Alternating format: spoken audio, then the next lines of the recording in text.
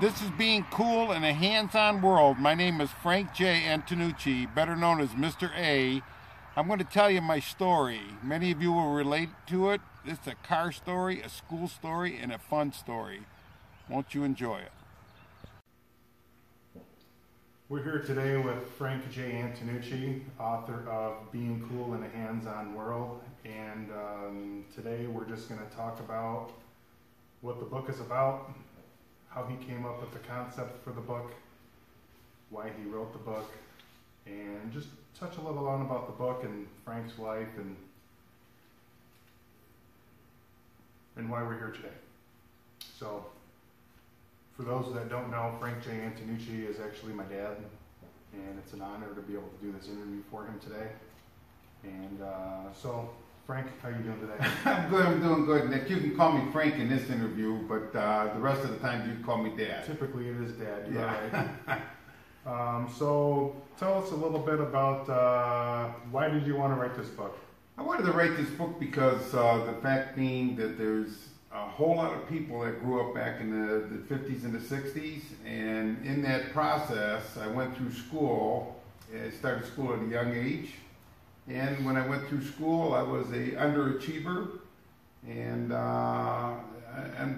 unbeknownst to me, throughout the years, I found my love in cars, working with my hands. So I decided to write the book and share my story with many that are out there like myself. Okay, sounds good. And I've read the book. It's a very good book, by the way. Thank you. You were an underachiever in school. Yes. And by the time you retired, if I read the book correctly, sounds like you were an overachiever. Correct. My mom started me in school early, and I was in the first grade at just about ready to turn 5. And it was very difficult for me in school because I was big for my age, but I wasn't intellectually developed. And therefore school was very, very difficult for me. And going through school, back in those days, back in the 60s, they had the A group, the B group, and the C group. And one day I walked in my classroom in the first grade there and saw I was in the C group. All the seats in the room were changed. All of our seating chart, the seating chart was changed. And I didn't know what the C group was, but I found out real quick the C group was for those that were very slow learners. And I happened to be the C group. So high school and school back then, academically, is kind of similar today to where they just shuffled you along in past classes just to get you out and through. Well, correct. It's a little bit more refined and defined now. Okay, two words there, because the number word is refined because they have a lot of services for people that are having difficulties learning. And refined, they don't really say A, B, or C group.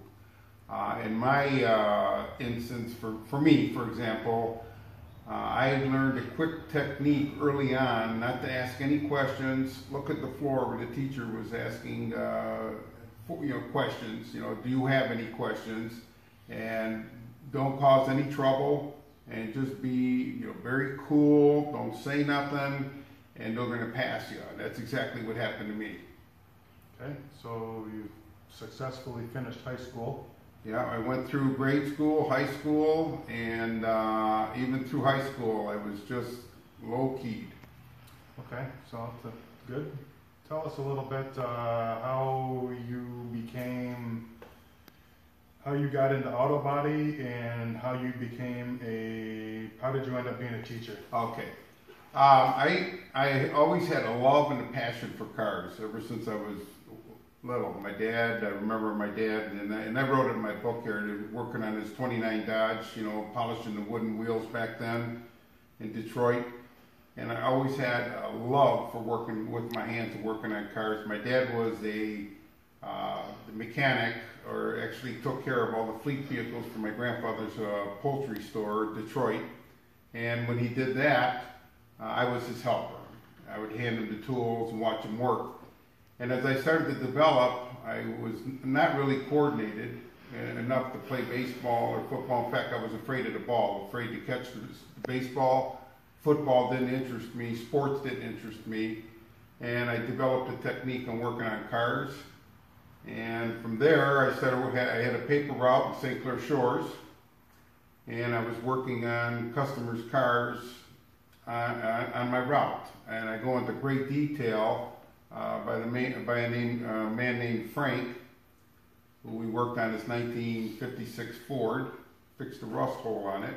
From there, I just kept going and going. And as I went through high school, I was the same way, just to get in and get out. Don't ask questions. Don't say anything. Don't cause any trouble, and you'll pass. You'll pass. And after that, as I was maturing, I went into open a business, which I was a failure at it because of the fact being I was good with my hands, but I wasn't a business person. I had a business for 5 years, and again, I go into great detail in my book, and consequently, the business folded. It was a collision business, and I had an opportunity to become a teacher. Now, 8 years after graduating from high school, I became an auto body instructor at Warren Consolidated Schools. Good. How did that come about? We lived at that time close to the school in Macomb County in Sterling Heights, and a bulletin came through, flyer, for the school, promoting that they were going to put a career vocational center in.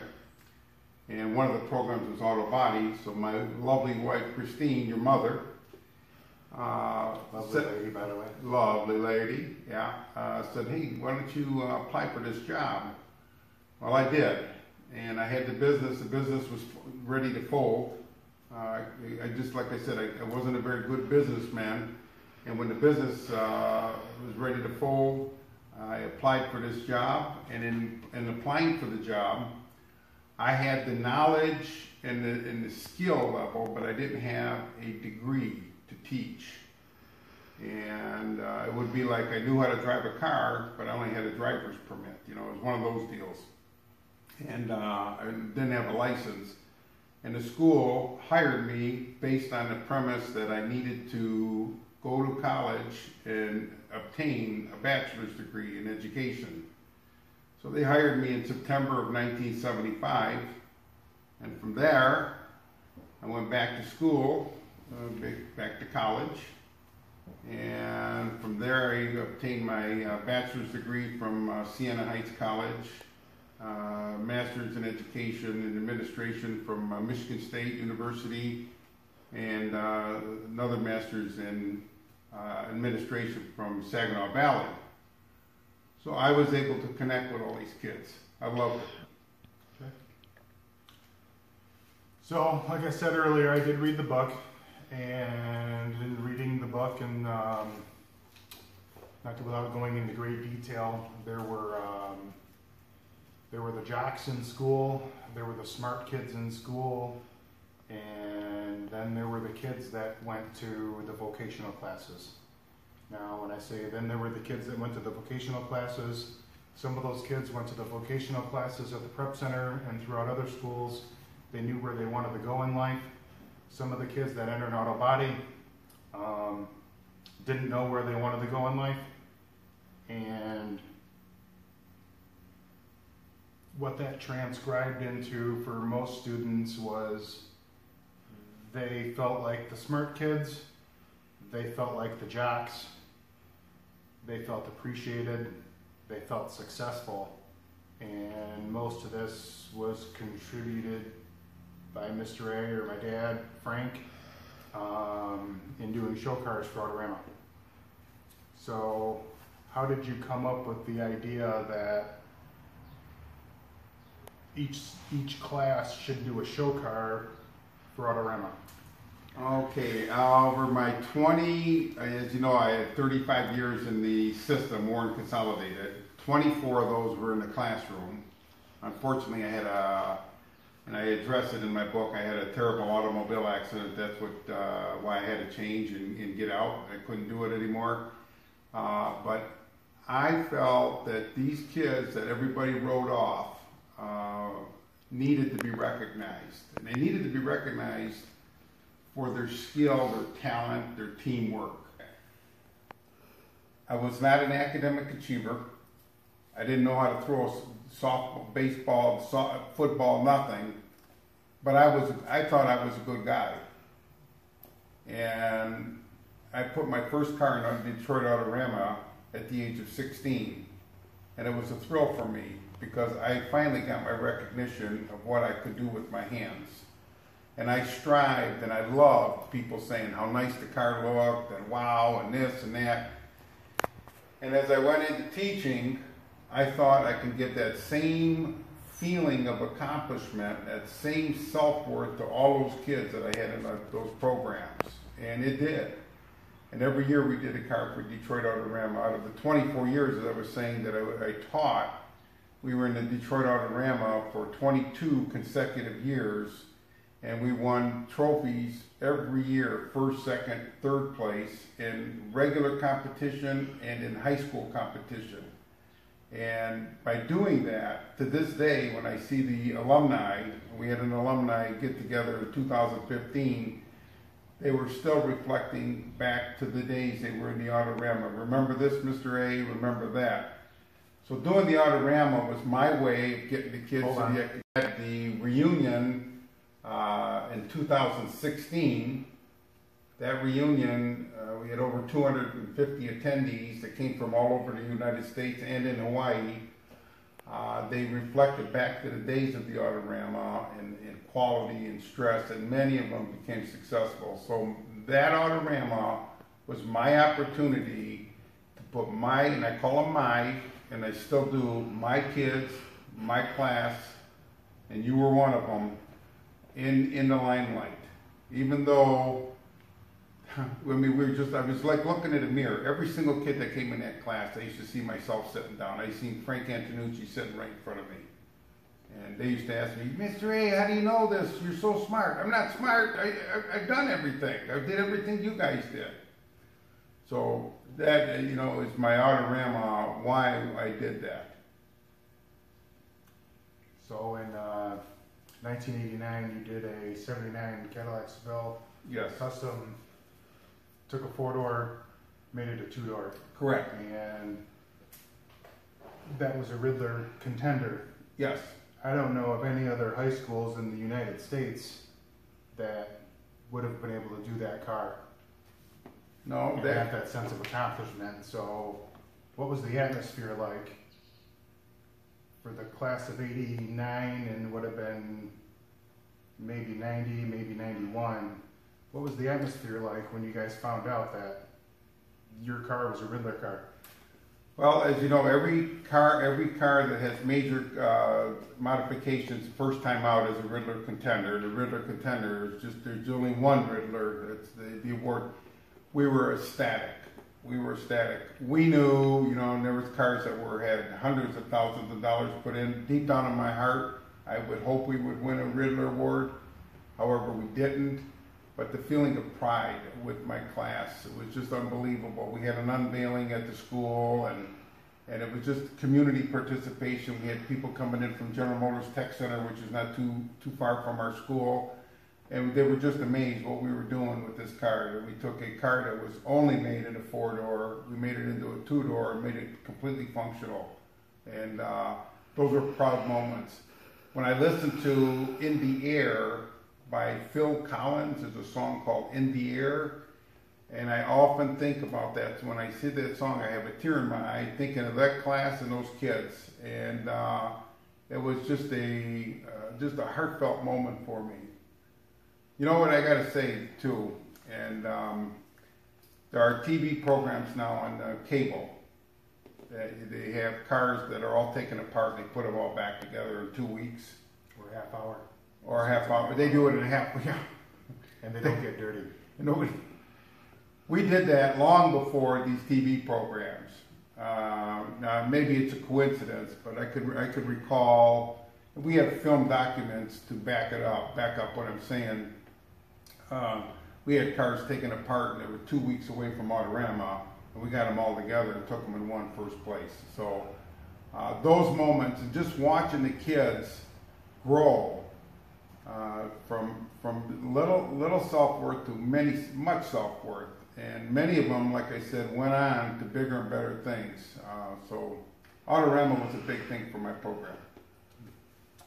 So in October of 1998, your life changed. Tell us a little bit about that. Well, in fact, it'll be this year. It'll be October the 8th at 5 o'clock, 1998. It'll be 20 years ago. I was coming home from work. I had a real cool El Camino, no rust on it or anything. I brought in from the West Coast. And I'm driving home, and I was involved in a 3-car pileup. I was the first car. I got hit at about 55 miles an hour. And it put my head through the rear glass of the window, and I suffered traumatic brain injury. And that's when it changed. That's when my life changed. By the grace of God and only God, I'm here today. I had to learn how to walk, talk, read, write, and communicate. And sometimes people say, "Oh, you're so lucky." Well, I was blessed by our Heavenly Father to pick me up and carry me. When that happened, after I went through rehab and tried to learn things all over, the smell of the shop, the noise of the grinders, the dust, the bondo, the lead, the paint, I couldn't take it no more. It just gave me some severe headaches. So consequently and sadfully, tearfully, I went from going to the body shop back to a comprehensive high school. So you not only had to relearn everyday life, you also had to figure out where your career was going. Right. How did you make that transition? Therapy, loving family, my wife, my kids, all the kids. It was just therapy, and the grace of God helped me do that. I had a person that mentored me. Her name was Sunai, who's also in my book. She was a great example of an administrator, so I went into administration. And the reason I went into administration is I knew these kids needed help, and we don't need to have 15 meetings to have help. But come on, we need the kids to have help right now. So what I was able to do as an assistant principal and a principal, I was able to help that student right now, not have 10 meetings about that student. So that was fulfilling for me. I was able to use my talent somewhere else. So after teaching for 24 years and having your accident and going back to relearn and slide into a different role in administration, what was it like returning back to the school as the principal? It was horrible. I didn't want to go back. I did not want to go back to where I left, because when I left under adverse conditions. I didn't want to leave. And going back, I was now going to be the principal of people that I used to work side by side. And as we all know, in the staff lounge, everybody talks about the principal. And they all, all this stuff here. So I had to kind of suck it up. And my goal was still those kids. I didn't really care what they said about me or who said about me, but my staff knew I was there for the kids, and I stayed that way. And I was at that school for about 5 or 6 years until I retired. And we took the enrollment when I took over as a principal. When I became principal, appointed actually, I didn't get taken over. When I was appointed principal and director, there was, I think, 640 kids attending that school, and when I retired, there was 860. I campaigned to increase the enrollment, increase the visibility of the school. I was always a PR guy promoting the kids. I didn't care for myself to be promoted. It's the kids, because they need that opportunity to grow and develop. So you were principal of the school you taught at for a few years, and then you retired. I retired in 19, how old am I? In 2010, I retired after 35 years. And the state of Michigan came up with a program, so they, made the incentive for everybody to get out that had seniority, and I was one of those people. I didn't want to go. I retired at the age of 60, and I really didn't want to go, but it would be more advantageous for me to go for financial, so I don't want to kid anybody. It was a financial deal. If I don't go now, I'll go later, and I'll get less. So that's what that was about. Okay. So how did you come up with the idea to write the book? I thought I had so much to share. I believed I had so much to share because there were so many good kids, and there's so many good kids that are out there now, and there's so many kids that are going through the system and have gone through the system. I needed to share my story, let people know who Frank Antonucci is and what motivated him. Why was I so hard on these kids? I was hard on them, a tough teacher, but a loving teacher, because I seen how I slipped through the cracks, and I didn't want them to slip through the cracks like I did.